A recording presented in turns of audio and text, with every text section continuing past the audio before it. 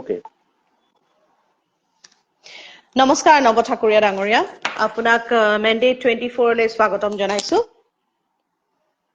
M আই audible শুনা পাইছে হয় লগতে আমাৰ ফেচবুকৰ সকলো বন্ধু বান্ধৱীক স্বাগতম জনাইছো মেণ্ডেট 24 উইথ প্ৰাৰ্থনা হাজৰিকা এই লাইভ টুলৈ ইতিমধ্যে আমি গুৱাহাটী লোকসভা সমষ্টি বৰপেটা লোকসভা সমষ্টি যোৰহাট লোকসভা সমষ্টিৰ লগতে আজি চতুৰ্থটো খণ্ড ধুবুৰী লোকসভা সমষ্টিৰ বিষয়ে আলোচনা কৰিব বিচাৰিছো ঠাকুৰীয়া ডাঙৰীক এইখিনিতে কৈ থওঁ কেইগৰাকীমান ফেচবুকৰ মোৰ বন্ধু বান্ধৱী তেওঁলোকে মেছেজ কৰিছিলে যে কমেন্টতো লিখিছিলে যে আমি বৰপেটাৰ বিষয়ে জানিব বিচাৰিছো আমি গতিকে তৃতীয়টো খণ্ডত আমি বৰপেটাৰ বিষয়ে আলোচনা কৰিলো আৰু ধুবুৰীৰ বিষয়ে তেওঁলোকে জানিব খুজিছিলে যে ধুবুৰী লোকসভা সমষ্টিত যেহেতু কোৱা হৈছে ট্ৰায়েংগুলাৰ এটা কন্টেষ্ট হ'ব জোৰদাৰ কেম্পেইনিং চলি আছে বদৰুদ্দিন আজমলে শেষ হাঁহি মাৰিব বহুত কথা চলি আছে বহুতে মেছেজ কৰিছে মোক মেছেঞ্জাৰতো লিখিছে যে বাইদেউ এইবাৰ বদৰুদ্দিন আজমলে শেষ হাঁহি মাৰিব পুনৰবাৰ তেওঁ চতুৰ্থবাৰ আকৌ ৰি-ইলেক্ট হ'ব এই সকলোবোৰ বিষয়ে আজি আপোনাৰ পৰা জানিব বিচাৰিম প্ৰথম থটছ যেতিয়া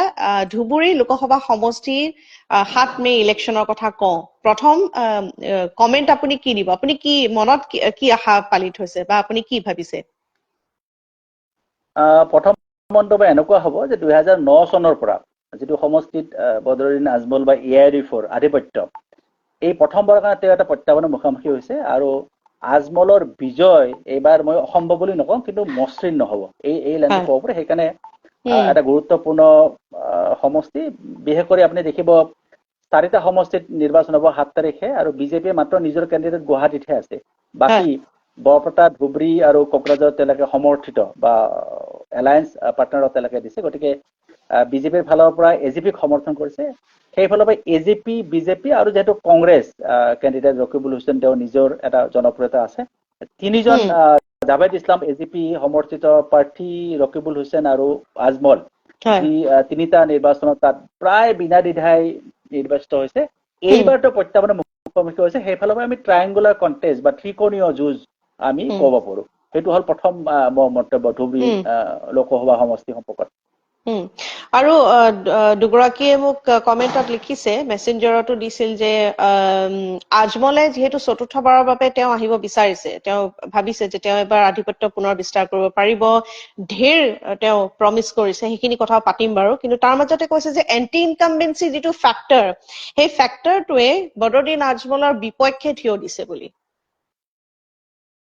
ডেফিনেটলি এটা সমষ্টিৰ পৰা যদি তিনিবাৰকৈ এজন মানুহ যদি সাংসদ হয় আৰু তেওঁৰ কন্ট্ৰিবিউশন থাকিব পাৰে কিছু কিন্তু যেহেতু চৰকাৰখন বিজেপিৰ চৰকাৰ 2014 চনৰ পৰা তেওঁ তাৰ আগৰ পৰা এমপি গতিকে বহুত সময়ত তেওঁ দাবী কৰে যেনেকে ফুলবাৰী যিখন ব্ৰিজ এই ব্ৰিজখন আজমলে কৈছে যে মোৰ কাৰণে হৈছে ৰূপসী বা ৰূপসী এয়াৰপোৰ্টটো আমি তেওঁৰ কাৰণে হোৱা বুলি কৈছে এক্টিভেট কৰালো সেইটো মোৰ কাৰণে হৈছে কিন্তু এজন এমপিৰ ডেফিনেটলি ৰ'ল থাকিব কিন্তু বিজেপি তাৰ সম্পূৰ্ণ কৃতিত্ব তেওঁক নিঃসন্দেহে নিদিয়ে সেইফালৰ পৰা আজমলৰ ক্ষেত্ৰত এটা সুবিধা কি তেওঁ বহুত ধনী ব্যক্তি ব্যৱসায়ী আৰু বহুত দৰিদ্ৰ দুখীয়া বা বিপদত সহায় কৰে তাত সন্দেহ নাই ইভেন বহুত সাংবাদিকক বিপদত সহায় কৰিছে তেওঁ সেইটো এটা ডাঙৰ এটা কৃতিত্ব আৰু আজমলে আৰু এটা ভাল কাম কৰিছে যে বহু সময়ত মুছলিম যুৱক যুৱতীক প্ৰশিক্ষণ দিছে হায়াৰ কোৰ্স বা প্ৰফেশনেল জবৰ কাৰণে তলে এটা দিছে গতিকে এক ধৰণৰ অসমৰ মুছলিমসকলৰ কাৰণে আজমল এটা ফিলান্থ্ৰপিক এটা কেৰেক্টাৰ তাত সন্দেহ নাই সহায় কৰিছে বহুতক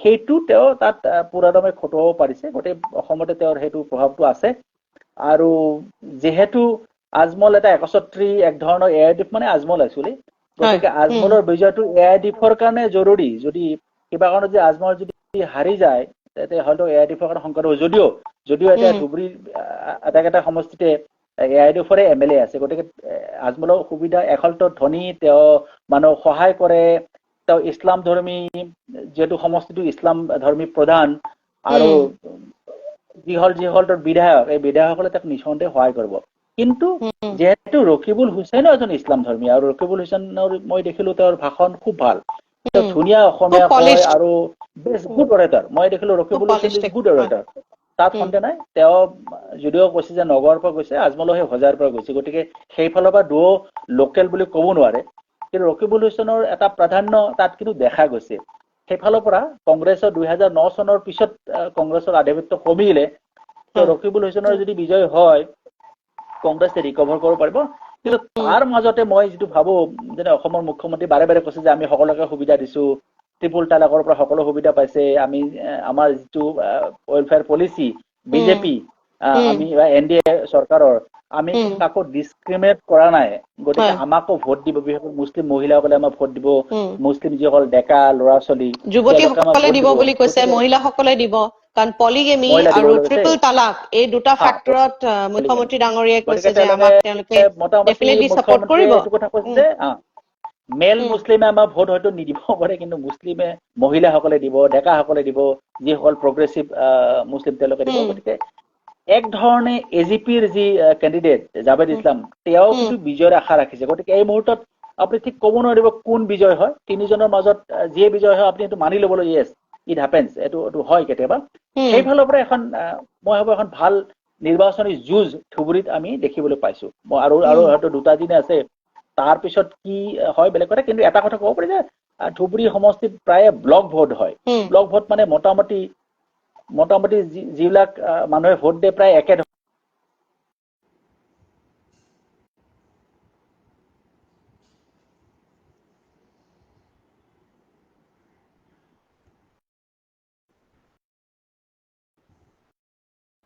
টেকনিকেল কাৰণত নৱ ঠাকুৰীয়া ডাঙৰীয়াৰ সৈতে সংযোগ বিচ্ছিন্ন হৈছে। চেষ্টা কৰিম পুনৰবাৰ তেওঁৰ সৈতে সংযুক্ত হ'বলৈ। ইণ্টাৰেষ্টিং ফেক্টৰ কিছুমানৰ কথা তেওঁ কৈ আছে, আপোনালোক বহুতে কমেণ্ট। অশেষ ধন্যবাদ। এণ্টি ইনকামবেঞ্চি কথা কৈ আছে, হয় টেকনিকেল কাৰণত পুনৰবাৰ শব্দটো হয়। ব্লক ভোটিঙৰ কাৰণে মানে কেতিয়াবা দেখা যায় তেওঁলোকে সমষ্টিগত ভোট দিয়ে, খুব ব্যক্তিগত ভোট নিদি, কিন্তু ব্লক ভোটিঙৰ পৰাও হয়তো মহিলাসকল আঁতৰি যাব পাৰে। সেইটোৱে আচলতে AGPৰ কেণ্ডিডেট বা বিজেপি বা আমাৰ মুখ্যমন্ত্ৰী হিমন্ত বিশ্ব শৰ্মাই এইটো আশা কৰিছে। সেইটো দেখা যাওক, এইটো 4 তাৰিখে আমি গম পাম। কিন্তু মই ভাবো নিৰ্বাচনী যুঁজ হিচাপে ধুবুৰীত এটা তীব্ৰ পৰিণত হৈছে। আৰু আজমল ডাঙৰীয়া বহুত সময়ত অলপ অপ্ৰস্তুত যে দেখা গৈছে, তেওঁ নিজৰ সমৰ্থকৰ লগত ফিজিকেল এছাল্ট পৰ্যন্ত কৰা দেখা গৈছে কেমেৰাৰ সন্মুখত। তাৰ বুজা গৈ তেওঁ অলপ লিটিল বিট অফ ডেছপাৰেট আৰু লিটিল বিট অফ ডেছপাৰেট আৰু অকমান তেওঁ ফ্ৰাষ্ট্ৰেটেড, প্লাছ তেওঁ অকমান প্ৰেছাৰতো আছে, কাৰণ যিহেতু আমি গোটেইকেইটা ফেক্টৰৰ কথা পাতিছোৱেই, এই প্ৰেছাৰটো তেওঁ আচৰণত দেখিবলৈ পোৱা গৈছে আচলতে।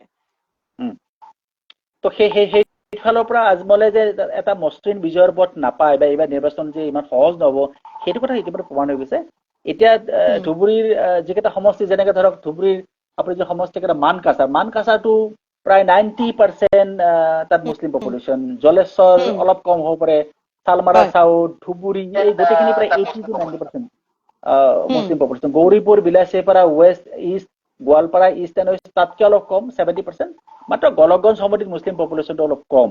গতিকে বিজেপি আশা কৰিছে, বিজেপি মানে AGP আশা কৰিছে যে গোলকগঞ্জত তেওঁলোকে যদি বেছিকে ভোট পায় আৰু প্ৰত্যেকটো সমষ্টিৰে যিটো নন মুছলিম ভোট আছে 10%, 20%, তেওঁলোকৰ পৰা যদি তেওঁলোকে ভোটখিনি পায়, আৰু যদি যিটো আটাইতকৈ মানে চিন্তনীয় বা আকৰ্ষণীয় বিষয় যে মুছলিম মহিলা, মুছলিম যুৱক তেওঁলোকে যদি AGPক ভোটে, তেতিয়া AGPৰ কেণ্ডিডেট যদি জয়ী হৈ যায়, সেইটো খুব আচৰিত হ'ব লগা নাই। আমি প্ৰথম ভাবিছিলো যে AGP জাষ্ট দিয়াৰ কাৰণে দিছে আৰু কোনো তেওঁলোকৰ সেই চিনচিয়াৰিটি নাই, বৰপেটা আৰু ধুবুৰী জাষ্ট দিব লগা দিছে। কিন্তু এতিয়া দেখা গৈছে যে একেবাৰে শেহতীয়া যিটো প্ৰেক্ষাপট তাত দেখা গৈছে AGP কেণ্ডিডেটো ওলাই কৰিব নোৱাৰি। এই মুহূৰ্তত he is also' good fighter. Interesting. আৰু যিহেতু আপুনি ইতিমধ্যে মেনশ্যন কৰিছে বদৰুদ্দিন আজমলৰ কথা, যে তেওঁ যিসকল বাংলা ভাষী মুছলমান ভোটাৰ যিখিনি আছে, তেওঁৰ ওপৰত কিন্তু তেওঁৰ যথেষ্টখিনি প্ৰভাৱ আছে। কিন্তু এইবাৰ আপুনি কৈছে তেওঁ বডি লেংগুৱেজটো দেখিবলৈ পোৱা গৈছে অকমান সাল সলনি। এনে সাধাৰণতে তেওঁ জৰা ফুকা দেখিবলৈ পোৱা যায় কেম্পেইনিঙৰ সময়ত, খুব তেওঁ ক্ল'জ এটা ৰিলেশ্যন এটা মেইনটেইন কৰে ভোটাৰ্ছ সকলৰ লগত। এইবাৰ কিন্তু একেবাৰে বেলেগ দেখিবলৈ পোৱা গৈছে। কিন্তু তাৰ মাজতে তেওঁ আৰু এটা কথা কৈছে, মোলে কমেণ্টতো আহিছে এই কথাটো, যে বাইদেউ 700 মাদ্ৰাছা তেওঁ পুনৰ নতুনকৈ আৰম্ভ কৰাব, আৰু যদি তেওঁ ৰি-ইলেক্ট কৰা হয় 700 মাদ্ৰাছা, য'ত নেকি বৰ্তমানৰ চৰকাৰে মাদ্ৰাছাসমূহ বন্ধ কৰি তেওঁলোকে অন্যান্য কামত লগাব বুলি কোৱা হৈছে। সেই সময়ত কিন্তু তেওঁ এটা বিপৰীত এটা কমেণ্ট তেওঁ কৰিছে যে 700 মাদ্ৰাছা তেওঁ আৰম্ভ কৰাব। মানে মূল কথা হ'ল আজমলৰ যিটো কেৰেক্টাৰ বা আজমলৰ যি পাৰ্চনেলিটি বা এজ এন ইণ্ডিভিজুৱেল, তেওঁ দুই পক্ষৰ কাৰণে এটা অচিন হাথৰ, যেনেকে বিজেপিয়ে কয় যে আজমল কংগ্ৰেছ লগ হৈ আছে, আকৌ কংগ্ৰেছে কয় যে আচলতে আজমল বিজেপিৰ বি টিম, বিজেপিৰ হৈহে কাম কৰি আছে। অৰ্থাৎ কংগ্ৰেছ বিজেপি দুইটাই কৈ আছে যে আজমল অমুকৰ লগ মানে ইটো কৈ আছে। তো তাৰ কাৰণো আছে, কাৰণ আজমলে কিছু উগ্ৰ ভাষণ নিদিয়া নহয়, যিটো মাদ্ৰাছাৰ কথা কৈছে যে মাদ্ৰাছা মুকলি, যিটো সম্ভৱে নহয়। এজন পাৰ্লিয়ামেণ্টেৰিয়ানে কেনেকে এখন ষ্টেট গভৰ্ণমেণ্টে এগেইনষ্ট দিছে, কিন্তু তেওঁ কথাটো কৈছে। বা তেওঁ আগতে জৰা ফুকা কৰিছিলে, তেওঁ মুছলিমসকলক বুজাই দিছে যে মই ইমান বেছি পাৱাৰফুল যে মই যদি ফু মাৰি দিওঁ বা মই যদি চুই দিওঁ এই পানীখিনি পবিত্ৰ হৈ যাব, তেওঁলোকে ভাবিছিলে। আৰু মোটামুটি চৰ আছে প্ৰায় ধুবুৰীত প্ৰায় 80-90টা পপুলেটেড চৰ আছে। এই চৰৰ মানুহখিনিয়ে বহুত সময়ত দেশ বিদেশৰ বহুত তথ্যৰ পৰা তেওঁলোক বঞ্চিত হৈ থাকে। যদিও আজিকালি ছচিয়েল মিডিয়াৰ জোৰত তেওঁলোকক পিছ পৰি থকা নাই। মই ভাবো ছচিয়েল মিডিয়াৰ উত্থান বা ছচিয়েল মিডিয়াৰ প্ৰচাৰ ই কিন্তু আজমলৰ কাৰণে বৰ ভাল হৈ থকা নাই। আজমলৰ কাৰণে এটা নিগেটিভ ফেক্টৰ হ'ল ছচিয়েল মিডিয়াৰ ইমাৰ্জেঞ্চটো। কাৰণ এতিয়া গাঁৱৰ মুছলিম ডেকা ল'ৰা ছোৱালী বুজি পাইছে যে এইটো আচলতে ঠিক কথা নহয়, এইটো ভাল নহয়। বা আজমলে যদি বিজয়ীও হয় আমাক তেনেকে সহায় কৰিব নোৱাৰিব। পলিটিকেল মানে ইলেক্ট্ৰেল পলিটিক্সত হয়তো বিজয় হ'ব পাৰে, কিন্তু আমাকতো ইলেক্ট্ৰেল যিটো ষ্ট্ৰাকচাৰ বা কালচাৰ তাততো আমাক সহায় কৰিব নোৱাৰে। সেই ফালৰ পৰা যিখিনি পঢ়া শুনা কৰা মুছলিম যুৱক যুৱতী যিখিনি খবৰ ৰাখে দেশ বিদেশৰ, তেওঁলোক কিন্তু আজমলৰ প্ৰতি এতিয়াহে ভক্ত নহয়। এতিয়া আছিলে, এটা সময়ত হয়তো আছিলে, কাৰণ আজমলৰ AIDF জন্ম হ'ল IMDT আইন বাতিলৰ পাছত। তেওঁলোকে আৰু আজমল এটা ৰিলিজিয়াছ আইডেণ্টিটি পলিটিক্স বুলি আমি যাক কওঁ। আজমলৰ বেশভূষা এটা ধৰ্মীয় চিনাকি দিয়ে, তেওঁ মৌলানা বুলি নিজক কয়। মানে অৰ্থাৎ আজমলক দেখিলে যিকোনো মানুহে ক'ব পাৰে, পৃথিৱীৰ যিকোনো ঠাইত আজমল যদি এই যে মুছলিম সেইটো কথা গম পোৱা যায়। তো সেইটোতো কৰিছে, তেওঁ ইমান দিনে সেইটো কৰিছে, তেওঁ ব্যৱসায় তেওঁ চলাই আছে, তেওঁ ৰাজনীতিত তেওঁ নিজৰ প্ৰভুত্ব ৰক্ষা কৰি আছে। আৰু অসমত প্ৰায় 30% মান মুছলিম পপুলেশ্যন আছে। তো তেওঁ তাৰে এটা এক ধৰণৰ চেভিয়াৰ বা কি কয় এইটো ত্ৰাণকৰ্তাৰ ৰূপত নিজক প্ৰতিষ্ঠা কৰিছে। আৰু সেইটো ত্ৰাণকৰ্তা লৈ এটা সময়ত আজমলৰ ভায়েক, আজমলৰ পুতেক পৰ্যন্ত নিৰ্বাচনী বৈতৰণি পাইছিল। এতিয়া তেওঁলোকৰ কিন্তু লাহে লাহে সংকুচিত হৈছে। মই ভাবো AIDFৰ আগৰ সেই দিন নাই, আৰু মুছলিমসকলেও এইবাৰ ভাবি চিন্তি ভোট দিব। এইটো ধুবুৰীৰ যি ইলেক্টৰেট তেওঁলোকে জানিব কাক ভোট দিয়ে। কিন্তু আজমলৰ কাৰণে এইবাৰ পথটো অত্যন্ত কণ্টকময়। গতিকে আজমল যদি পৰাজিতও হয়, এইটো খুব আচৰিত হ'বলৈ একো নাথাকিব। আমি যদি ৰকিবুল হুছেইনৰ কথা কওঁ, ৰকিবুল হুছেইনক কিহৰ কাৰণে ধুবুৰী কনষ্টিটুৱেঞ্চি ব্যক্তিসকলে ভোট দিব বুলি ভাবে? প্ৰথম কথা, ৰকিবুল হুছেইন ডেকা, এনাৰ্জেটিক পলিটিচিয়ান। আমাৰ মুখ্যমন্ত্ৰীৰ প্ৰায় সহোদৰ ধৰণে আছিল এটা সময়ত। তৰুণ গগৈৰ নন্দী ভৃংগী বুলি আমি কৈছিলো দুইজনকে। গতিকে সেইফালৰ পৰা অভিজ্ঞ, তেওঁ বহুদিন ধৰি ৰাজনীতি কৰিছে। আৰু ৰকিবুল হুছেইন এটাই ভাল থাকে, তেওঁ বহু পৰিমাণ ভদ্ৰ। বহু ৰাজনীতিবিদে কেতিয়াবা লাগবান নোহোৱা কথা কয়, ৰকিবুলে সাধাৰণতে নকয় তেনেকুৱা। তেওঁ খুব ভদ্ৰভাৱে কথাটো কয়, আৰু তেওঁ শুদ্ধ অসমীয়া যিটো আমি ভাবো। আমি সাধাৰণতে মুছলিম বুলি ক'লে বেংগলী চেণ্ট থাকে তেওঁলোকৰ, ইভেন আজমলে ভালকে কথা ক'ব নাজানে। কিন্তু ৰকিবুল হুছেইন সেইটো সমস্যা নাই। তেওঁ এজন বিশুদ্ধ অসমীয়া মুছলিম হিচাপে তেওঁ প্ৰজেক্ট কৰিছে। আৰু তেওঁৰ ভদ্ৰ ব্যৱহাৰ, আৰু তেওঁ কংগ্ৰেছ দলত তেওঁ অত্যন্ত প্ৰভাৱশালী। যদি ৰকিবুল হুছেইন বিজয়ী হয়, তেওঁ কংগ্ৰেছৰ তেওঁ অন্যতম প্ৰভাৱশালী নেতা হ'ব। গতিকে ৰকিবুল চেষ্টা কৰিছে, আৰু মই ভাবো ৰকিবুল হুছেইন বহু পৰিমাণে সফল হৈছে। কাৰণ প্ৰথম অৱস্থাত ৰকিবুল হুছেইন বহুতে AIDFৰ বহুত নেতাই লেই চেই ধৰণৰ কৰিছিল যে ৰকিবুল হুছেইন কি আহে, চালানী মাছ টাইপৰ কথা কৈছে। অথচ AIDFৰ যিটো ঘাটি বা বেষ্টন বুলি আমি যাক কওঁ, সেইটো কিন্তু আজমলৰ কাৰণেহে হৈছে। ধুবুৰীত AIDFৰ যিটো ঘাটি বুলি কৈছে, সেইটো কংগ্ৰেছৰ পিছত কেৱল আজমলৰ কাৰণে হৈছে। আজমলৰ পৰাজয় হলে সেইটো ঘাটিটো হয়তো নাথাকিব। আৰু কংগ্ৰেছে চেষ্টা কৰিব যে তেওঁলোকৰ 2009 চনলৈ যিটো তেওঁলোকৰ ঘাটি আছিলে, তেওঁলোকে কৰিব। আৰু সেইফালৰ পৰা ৰকিবুল হুছেইনে এইকেইটা গুৰুত্বপূৰ্ণ কথা। ৰকিবুল হুছেইনেও সংখ্যালঘুসকলক সন্মান কৰিম বুলি কৈছে, নিজৰ তেওঁলোকৰ যিটো অধিকাৰ সুৰক্ষা দিম বুলি কথাটো দিছে। আৰু ৰকিবুল হুছেইনে যিটো ৰাজনীতিত যিটো কথাটো খুব জৰুৰী, কথা ক'ব জানিবই লাগে আজিৰ ৰাজনীতিত, ভাৰতবৰ্ষৰ ৰাজনীতিত। তেওঁ সেই অৰ্থত আজমলতকে ৰকিবুলে ভাল কথা কয়। আজমলতকে ৰকিবুলৰ কথা শুনিব পাৰি, কণ্টেণ্ট বেছ তেওঁ কথা কয়, আৰু অত্যন্ত ভদ্ৰভাৱে তেওঁ সমালোচনা কৰিলেও অত্যন্ত ভদ্ৰভাৱে সমালোচনা কৰে। মই ভাবো ৰকিবুল, আপুনি যদি 5জন যদি ভাল পলিটিচিয়ান অসমত উলিয়াই, ৰকিবুল তাৰ মাজত থাকিব, যিয়ে ভদ্ৰভাৱে কথাটো ক'ব জানে। সেইটো এটা এডভান্টেজ। সেই এডভান্টেজটো ৰকিবুলে ধুবুৰীত কিমানখিনি মানুহক প্ৰভাৱিত, সেইটো বেলেগ এটা কথা।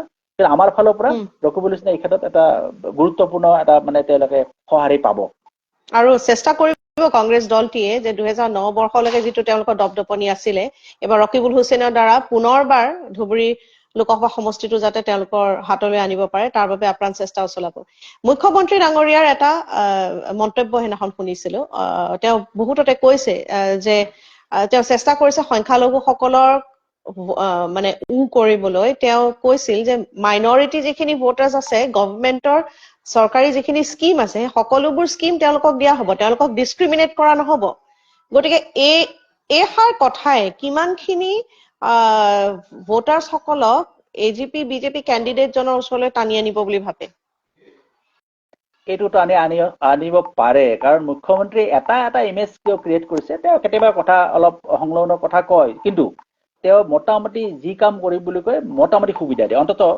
সৰু সুৰা আঞ্চলিক ভিত্তিক বা ৰাজ্যিক ভিত্তিত কিছু সিদ্ধান্ত তেওঁ কৈছে তেওঁ মানিছে আৰু মোটামুটি অসমে ধৰি লৈছে যে মুখ্যমন্ত্ৰী হিমন্ত বিশ্ব শৰ্মাই যি কথা কয় মোটামুটি সেইটো মানি চলে আৰু এটা কথা হয় যে মুখ্যমন্ত্ৰীয়ে মুছলিম সমাজৰ ওচৰত গৈছে ভোট বিচাৰিছে যাৰ কাৰণেতো সমালোচিত হৈছে যে বিজেপিয়ে মুছলিমৰ ফালে বেছিকে গৈছে তেওঁলোকে নিজৰ ভোট বেংকটো পাহৰি গৈছে হিন্দুক কম গুৰুত্ব দি মুছলিমক বেছি গুৰুত্ব দিছে এইজন সমালোচিত হৈছে কিন্তু তাৰ দ্বাৰা এইটো বুজা যায় যে মুছলিমসকলৰ মাজত কিন্তু হিমন্তৰ জনপ্ৰিয়তা আছে তাৰ অন্যতম কাৰণ বিপদত ওচৰত যায় আৰু হিমন্ত বিশ্ব শৰ্মাৰ এটা ডাঙৰ গুণ হ'ল বানপানী হলে তো গাড়ীত নাযায় তেওঁ খোজকাঢ়ি যাব কোনোবা ৰিক্সাৱালাক থাপৰ মাৰিব কোনোবা এটা মুছলিম ল'ৰাক মাতি আনি তেওঁ মৰমৰ চলেৰে তেওঁ মানে মাৰিম ঠিক চৰ মাৰা বুলি নকয় আৰু এইটো থাপৰ দিব তো সেই ধৰণৰ আচৰণ আচলতে মুছলিম ভাবে যে তেওঁ যদিও তেওঁলোকৰ ধৰ্মৰ নহয় কিন্তু হিমন্ত বিশ্ব শৰ্মাই এজ এ চিফ মিনিষ্টাৰ সকলোৰে কাৰণে কাম কৰিব আৰু এইটো এটা স্পষ্টভাৱে কৈছে যে আমি সকলোকে সুবিধা দিছো আমাৰ সুবিধাত আমি কোনো ৰিলিজিয়াছ আমি আইডেন্টিটি চোৱা নাই এইটোতো হয় আৰু বহু পৰিমাণে মুছলিম ডেকা ল'ৰা ছোৱালী বিলাকৰ কাৰণে হিমন্ত বিশ্ব শৰ্মা আমি যেনেকে আমাৰ ল'ৰাবিলাক যেনে মামা বুলি কয় তাক তেওঁ মামা বুলিয়ে কয় আৰু সেইটো এটা জনপ্ৰিয়তা হিমন্ত বিশ্ব শৰ্মাই নিশ্চয় কামত লগাব আৰু জাভেদ ইছলামৰ নিজস্ব এটা জনপ্ৰিয়তা আছে জাভেদ ইছলাম ভদ্ৰ তেওঁ বহুদিন ধৰি অঞ্চলত ৰাজনীতি জড়িত গতিকে জাভেদ ইছলামৰ যিটো ব্যক্তিত্ব জনপ্ৰিয়তা স্থানীয় তেওঁ এজন তেওঁৰ ভোটাৰ আৰু লগতে সামগ্ৰিকভাৱে বিজেপি যদি ৱেভ আমি থকা বুলি ভাবো যে বিজেপি চৰকাৰ গঠন কৰিবও পাৰে সেইটোৱে সহায় কৰিব আৰু ধুবুৰীবাসী হয়তো ভাবিব পাৰে যে ঠিক আছে তিনিজনে আমাৰ এমপি হ'ব তিনিজনে মুছলিম আমাৰ ইয়াত কোনো অসুবিধা নাই কিন্তু যদি জাভেদ ইছলাম যদি এমপি হয় কিজানি তেওঁক চৰকাৰে কিবা সুবিধা দিয়েই কিজানি তেওঁ এমপিৰকৈ অলপ গুৰুত্বপূৰ্ণ ভূমিকা পালন কৰেই এইটো এটা তেওঁলোকে ভাবিব পাৰে এইটো এটা সম্ভাৱনা থাকে মই যেটো ভোট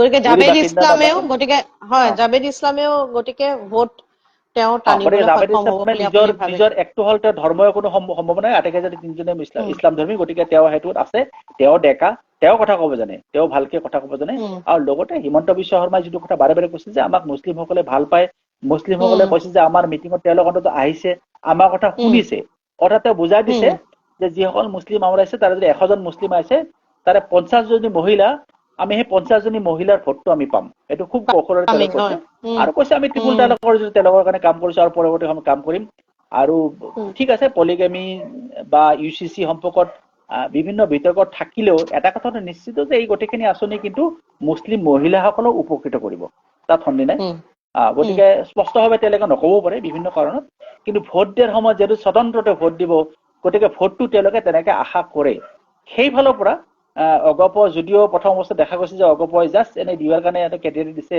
তেওঁলোকৰ তেনেকুৱা বিশেষ ভোট বেংক নাই বা তেওঁলোকৰ কোনো ভোট শ্বেয়াৰ নহবও পাৰে সেইটো কিন্তু এতিয়া লাহে লাহে সলনি হৈছে সেইকাৰণে প্ৰায় 16 লাখ মান তেওঁলোকৰ ভোট আছে গোটেইখিনি পলিং নহলে যদি 13 কিন্তু পলিং হ'ব পাৰে ধুবুৰীত তাতকৈ হাইয়েষ্ট পলিং হ'ব around 75 to 80% পলিং হোৱাৰ সম্ভাৱনা আছে গতিকে এজন কেণ্ডিডেটে যদি 5 লাখ মান পায় যদি ভোট পায় তিনিজনে তেতিয়াহ'লে খুব কন্টেষ্ট হ'ব কিন্তু কৰবাত এজন কেণ্ডিডেট যদি 7 লাখ মান যদি ভোট পায় তেতিয়াহ'লে কন্টেষ্টটো খুব একঘেয়ামী হৈ যাব পাৰে গতিকে মই নাভাবো আজিৰ এই কন্টেষ্টৰ সময়ত আজমলেও একেদিনে ক'ব পাৰে যে 7 লাখ মই ভোট পাম কাৰণ প্ৰথম অৱস্থা আজমলে প্ৰায় 43% ভোট শ্বেয়াৰ আছিলে 2019 তাৰ আগতো গতিকে এতিয়া তেওঁৰ ভোট শ্বেয়াৰটো কমিছে মানে শেহতীয়া যিটো সমীক্ষা দেখা গৈছে গতিকে যদি তেওঁ 35 বা 36-7 মান যদি ভোট শ্বেয়াৰ হয় তেতিয়াহ'লে 3 ভাগত বিভক্ত হৈ যাব পাৰে সেইফালৰ পৰা হয়তো কিছু 50,000 60,000 ভোটতো এটা নিৰ্ণায়ক এটা ভূমিকা ল'ব পাৰিব। টোটেল ধুবুৰী ভোটাৰ্ছৰ কথা যদি কওঁ তাত আছে 26,63,987 ভোটাৰ্ছ। তাৰে পুৰুষৰ সংখ্যাটো হৈছে 13,64,490, মহিলা 13,14,537 and 26 are from the third gender. গতিকে মহিলাসকলৰো দেখিছো পলিং যেটো তাত বেছি হ'ব আমি অনুমান কৰি লৈছো, কাৰণ যেনেকে নগাঁৱত পলিং বেছি হৈছিলে, কৰিমগঞ্জ পলিং বেছি হৈছিলে, চাৰিটা সমষ্টি আটাইতকৈ বেছি পলিং হ'ব ধুবুৰীতে। যদি আমি ধৰি লওঁ 75 to 80%, তেতিয়াহ'লে প্ৰায় 18 লাখ মান মানুহে ভোট দিব। 18 লাখ হ'লে মই সেইকাৰণে কৈছো যে 6 লাখকে পালেতো সমানে হৈ যাব, সেইটোতো বেলেগ। কিন্তু মই ভাবো 6 লাখতকৈ যদি এজন মানুহে যদি বেছিকে, এজন কেণ্ডিডেট যদি বেছিকে পায়, তেতিয়া বাকী দুটা সম্ভাৱনাটো কমি যাব। কিন্তু মোৰ হিচাপত তিনিওজনে 5.5 লাখ মানকে ভোট পাবই, বাকীখিনি নিৰ্ণায়ক ভূমিকা ল'ব। আৰু সামগ্ৰিকভাৱে যদি সেই ডেমোগ্ৰাফিটোৰ কথা কওঁ, সেই ডেমোগ্ৰাফিটোৱে কেনেকুৱা এটা প্ৰভাৱ পেলাব বুলি ভাবে আপুনি এইবাৰ লোকসভা নিৰ্বাচনত ধুবুৰীত? ধুবুৰীততো এইটো প্ৰায়, যদিও অফিচিয়েলি কোৱা হয়তো 75% মুছলিম, কিন্তু কিছু যিটো বিধানসভা সমষ্টি প্ৰায় 90%, 95% এনেকুৱা হয়। মানে গোলকগঞ্জ, গোৱালপাৰা ইষ্ট ৱেষ্ট বাদ দি, বিলাকী পাৰা কিছু অঞ্চল বাদ দি মোটামুটি বেছিভাগে ইছলাম ধৰ্মী। তাত মানে কিছু হিন্দু থাকিব, খ্ৰীষ্টান থাকিব, অন্যান্য থাকিব। গতিকে এমং ইছলাম এইটো ফাইট হ'ব। এতিয়া নন মুছলিম খিনিয়ে কাক ভোট দিয়ে, যদি নন মুছলিম খিনিয়ে ব্লক ভোট যদি দিয়ে, মানে ব্লক মানে তেওঁলোকে যদি একেলগে এটা কেণ্ডিডেট যদি ভোট দিয়ে আৰু সেই ভোটটো কিবা কাৰণত যদি এজিপিয়ে পায়, কিবা কাৰণত এজিপি যিহেতু বিজেপিৰ সমৰ্থিত পাৰ্টি, তেতিয়াহ'লে হয়তো জাভেদ ইছলামৰ সম্ভাৱনা আছে। অৰ্থাৎ বহুদিনৰ মূৰত বদৰুদ্দিন আজমলৰ যিটো মানে ঘাটি বা দপদপনি সেইটো কমাই তাত হয়তো অসম গণ পৰিষদৰ পতাকা তাত উৰিব পাৰে। কিন্তু তাৰ লগে লগে কিন্তু কংগ্ৰেছেও ইমান হয়তো সুযোগ নিদিয়ে। এতিয়া দেখা গ'ল যে কোন দুজন কেণ্ডিডেটৰ মাজত সমান ভোট পায় আৰু কোন থাৰ্ড বা কণ্টেষ্ট হ'ব। গতিকে শেষত আপুনি কি ক'ব বিচাৰিব? ধুবুৰীৰ কথা আমি বহুতখিনি পাতিলো, বিশেষকে আজমলৰ কথা, পলিগেমি, ট্ৰিপল তালাক আৰু মাইনৰিটি সকলক যিখিনি মুখ্যমন্ত্ৰী ডাঙৰীয়াই কৈছে গভৰ্ণমেণ্ট স্কিম সকলোখিনি পাব, কোনো ধৰণৰ ডিছক্ৰিমিনেশ্যন নহয়। ৰকিবুল হুছেইনৰ কথা কৈছে আপুনি, যিহেতু 2009 চনলৈকে কংগ্ৰেছৰ দপদপনি আছিল, পুনৰ বা তেওঁলোকে কামবেক কৰিবলৈ চেষ্টা কৰিব ৰকিবুল হুছেইনৰ দ্বাৰা কংগ্ৰেছ দলটিয়ে ধুবুৰীত। জাভেদ ইছলামৰ কথা কৈছে, লোকেল এগৰাকী ব্যক্তি, তাৰে ভালকে কথা কয়, তেওঁ পলিছড হয়, তেওঁ এগৰাকী। আৰু ইণ্টাৰেষ্টিং হ'ব, কাৰণ মহিলাসকলৰ ওপৰত বিজেপি চৰকাৰখনে যথেষ্টখিনি নিৰ্ভৰ কৰিছে যে তেওঁলোকে আমাকে ভোট দিব। গতিকে শেষত যদি ধুবুৰী লোকসভা সমষ্টিৰ বিষয়ে আপোনাক সুধো, মই কি মন্তব্য দাঙি ধৰিব শেষ কৰাৰ পূৰ্বে? প্ৰথম কথা আমাৰ যিটো পূৰ্বানুমান যে 4টা সমষ্টিত 7 তাৰিখৰ যি নিৰ্বাচন হ'ব, ধুবুৰীত আটাইতকৈ বেছি পলিং হ'ব। তাৰ ঠিক পিছে বৰপেটা, কোকৰাঝাৰ আৰু হয়তো গুৱাহাটীত আটাইতকৈ কম পলিং হ'ব। গতিকে ধুবুৰীত আমি আশা কৰোঁ 75 to 80% পলিং হ'ব। গতিকে বেছিভাগ মানে যদি ভোট দিব, মেণ্ডেটটো ক্লিয়াৰ হ'ব। কিন্তু দুজন কেণ্ডিডেট থকা হ'লে হয়তো কথাটো বেলেগ হ'লে। তিনিজন যিহেতু কেণ্ডিডেট, তিনিজনে প্ৰায় মই ভাবোঁ সমান। আজমল এটা সময়ত বেষ্ট প্ৰভাৱশালী আছিলে, কিন্তু লাহে লাহে এণ্টি ইনকামেঞ্চি হওক বা অন্যান্য বিভিন্ন ফেক্টৰৰ কাৰণে তেওঁৰ আগতকৈ জনপ্ৰিয়তা কমিছে। আৰু এইটো মোটামুটি প্ৰকাশ্যে সেইটো জনসাধাৰণে বুজিও পাইছে যে আজমলে আমাক এটা পৰ্যায়লৈ সহায় কৰিব, তাতকৈ বেছি কৰিব নোৱাৰে। গতিকে তাৰ নাগৰিকে বা তাৰ যিটো ভোটাৰ ৰাইজে সেইটো তেওঁলোকে কি ধৰণৰ চিন্তা কৰে যে আমাক আজমলে লাগিব, আজমলে হ'লে আমাৰ সুবিধা হ'ব, ব্যক্তিগত লাভালাভ হ'ব। দ্বিতীয়তে নহয়, আমি কংগ্ৰেছৰ আমি কংগ্ৰেছৰে আছিলো, গতিকে আমি কংগ্ৰেছলৈ উভতি যাম। আৰু তৃতীয়তে হয়তো কিছুমানে ভাবিব নহয়, আমি নতুনকে আমি বিজেপিক এণ্টি মুছলিম বুলি নাভাবি বিজেপিৰ সমৰ্থিত এজিপি দলকে আমি, কাৰণ এজিপি খুব বেছি এণ্টি মুছলিম বুলি শব্দটো এজিপিৰ ক্ষেত্ৰত নাখাতে, বিজেপিৰ ক্ষেত্ৰত বহুতে ক'ব পাৰে। AGP is very much secular আৰু মুছলিমসকলক লৈয়ে আগবাঢ়ে। গতিকে এজিপিৰ কেণ্ডিডেটে সেই ক্ষেত্ৰত এটা সুবিধা তেওঁলোকে পাবও পাৰে। আৰু যদি আজমল ডাঙৰীয়া যদি বিজয় হয়, সেইটো মোটামুটি একে থাকিলে, স্থিতি অৱস্থা ভাল থাকিলে। কিন্তু যদিহে কংগ্ৰেছ বিজয় হয়, এটা ডাঙৰ এটা ইতিহাস ৰচনা হ'ব যে তেওঁলোকে পুনৰবাৰ ধুবুৰীত তেওঁলোকৰ বিজয় ধ্বজা উৰুৱালে। ৰকিবুল হুছেইনৰ ব্যক্তিগত অত্যন্ত লাভ হ'ব। অসম প্ৰদেশ কংগ্ৰেছত তেওঁৰ এটা বিশেষ গুৰুত্ব বাঢ়িব, হয়তো মুখ্যমন্ত্ৰী কেণ্ডিডেট হ'ব পাৰে পৰৱৰ্তী পৰ্যায়ত। যদি জাভেদ ইছলাম বিজয় হয়, তেতিয়াহ'লে আঞ্চলিকতাবাদী শক্তিৰ এক ধৰণৰ বিজয় হ'ব। আৰু ধুবুৰীৰ হয়তো জনসাধাৰণে বুজাই দিব যে আমি ইছলাম হ'লেও আমি অসমৰ লগতে আছে আমি অসমীয়া আঞ্চলিকতাবাদী যি শক্তি অসম গণ পৰিষদক আমি সমৰ্থন কৰিছো অৰ্থাৎ নামত তেওঁলোকে অসম গণ পৰিষদক সমৰ্থন কৰিলে কিন্তু সুবিধাখিনি অসম চৰকাৰ যি বিজেপি নেতৃত্বাধীন আৰু মই ভাবো মুখ্যমন্ত্ৰীৰ জনপ্ৰিয়তা মুখ্যমন্ত্ৰীৰ কমিটমেণ্ট মুখ্যমন্ত্ৰীৰ পাৰফৰ্মেন্সে ইয়াত কিছু পৰিমাণে ক্ৰিয়া কৰিব নৱ ঠাকুৰে ডাঙৰীয়া যথেষ্টখিনি আমি কথা পাতিলো আৰু আশা কৰিছো খুব ভাল এটা কণ্টেষ্ট হওক আৰু কণ্টেষ্ট হ'ব যিহেতু আপুনি বহুখিনি কথা আগবঢ়াইছে বিশেষকৈ ট্ৰায়েংগুলাৰ কণ্টেষ্ট ইন ধুবুৰীৰ কথা কৈছে পুনৰবাৰ আপুনি এইখিনি সময় দিয়াৰ বাবে অশেষ ধন্যবাদ বহুখিনি গুৰুত্বপূৰ্ণ কথা তথ্য আপুনি দাঙি ধৰিলে ধন্যবাদ জনাইছো ধন্যবাদ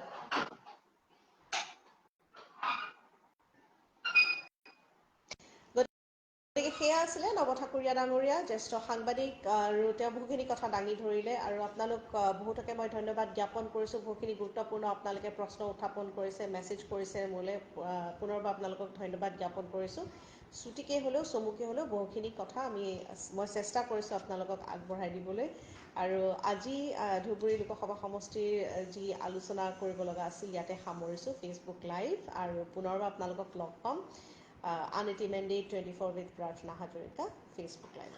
Namaskar.